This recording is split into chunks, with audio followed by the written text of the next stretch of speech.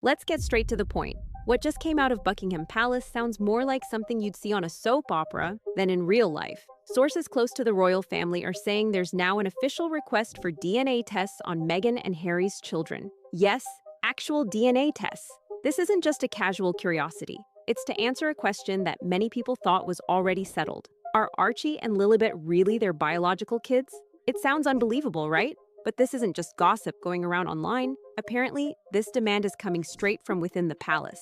The reason behind it? There are allegations suggesting that Meghan might have faked her pregnancy with Archie, pretending to be pregnant as if it were all an act for the public eye.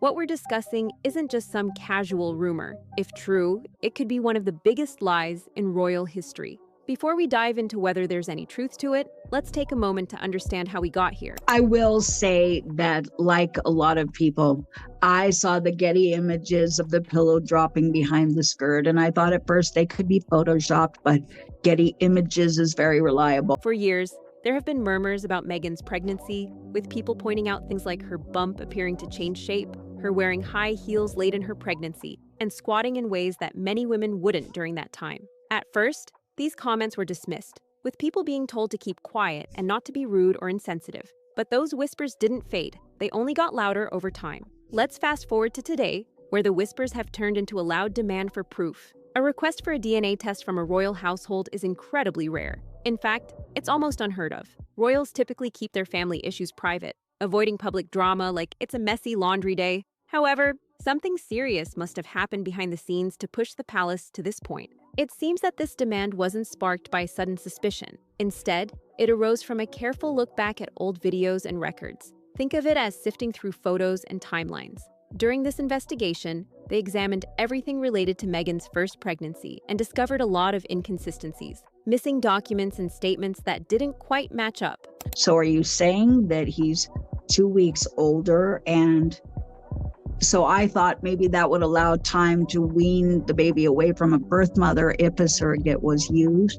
It would make sense, but instead of lying to the world, why not just say, we want a baby, we're having a baby, and we're using a surrogate. Things are getting a bit more complicated regarding Meghan Markle and her son Archie. Some people close to the royal family are saying that there's no official record of Meghan giving birth to Archie in any hospital with her name on it. Usually, when a royal baby's born, there are lots of records. Photos, and confirmation from doctors. But in this case, there appears to be nothing officially documented, which raises eyebrows. It's important to note that using a surrogate, a woman who carries and delivers a baby for someone else, is perfectly fine and is a real choice for many people for various personal or medical reasons. The problem here, critics say, is a lack of transparency. If Meghan and Harry had been honest about using a surrogate, the conversation would have been different. But if they made it seem like Meghan was pregnant when she wasn't, that could be seen as misleading to the public.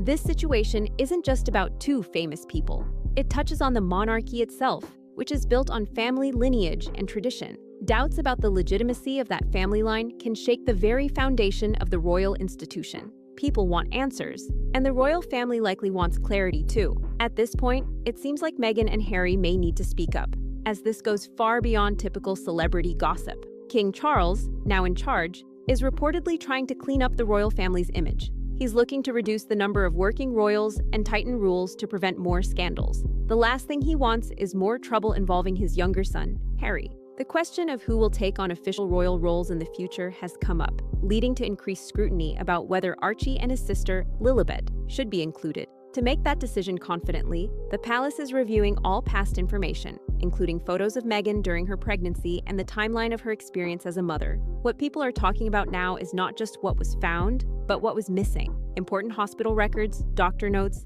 and most importantly, reports suggesting that Meghan may not have given birth to Archie at all. Instead of finding proof of her delivery, insiders claim the palace couldn't find anything. No hospital name, no signed papers from medical staff, and not even the usual records that come with childbirth. This absence of evidence has people questioning whether something more serious is going on. Many are speculating it could be a cover-up, and social media is buzzing with opinions. Old videos are circulating online, showing Meghan's baby bump looking quite different from one day to the next. People are sharing memes and footage that make it seem as if her pregnancy was staged, leading some to call it strange or even fake. But beyond the memes and jokes, there's a more serious allegation being made. If Meghan didn't have a real pregnancy, it suggests something far bigger: a deliberate attempt to reshape the story surrounding a royal birth into one of triumph, diversity, and breaking away from tradition, all potentially based on a lie. This narrative earned Meghan and Harry global admiration, big speaking engagements, book deals, and Netflix specials. They became known as the royal couple who challenged the norm. However, if this narrative isn't true, it undermines everything they've built. Harry is also deeply involved in this situation. He has strongly supported their story, distanced himself from his royal family, and criticized the media, painting them as the villains. But if he knew the truth and went along with it, his reputation could be in serious trouble. This situation has escalated from a simple scandal to a major test of loyalty, honesty, and whether the royal family will finally reveal the truth, regardless of the fallout. Pressure is building around Harry and Meghan from all sides. The royal palace, once known for its quiet dignity, is now throwing down the gauntlet. Inside the royal circle, former staff members and commentators who used to tread lightly around Harry and Meghan are now openly calling for clarity. The message is clear: if the children are to have a place in the royal family's future, the truth must come out. There can be no more guesswork, no more controlled interviews, and definitely no more selective stories. One high-ranking aide summed it up this way: they've had years to tell their side. If they won't do it now, the palace will step in. This situation is about more than just family dynamics. It's about the reputation of the monarchy itself. Titles, honors, and roles cannot exist in uncertainty and certainly shouldn't be shrouded in deceit. The monarchy has weathered wars, abdications, and divorces, but this might be one of its trickiest moments because the issues are arising from within. Here's the twist: Meghan and Harry's silence isn't cutting it anymore. What was once seen as dignified privacy is now viewed as intentional evasion. With each passing day they dodge questions about a DNA test, public skepticism grows. For many, choosing not to respond is now interpreted as an answer. If they do agree to the test, the results will have huge implications. If it confirms Harry as the biological father, it won't erase accusations of deception, but it could ease some worries about the children's legitimacy in the royal family. However, if the results suggest otherwise, even in the slightest way, it would create a major scandal, one that could shake the very identity of the monarchy. Inside the palace, Prince William is reportedly furious.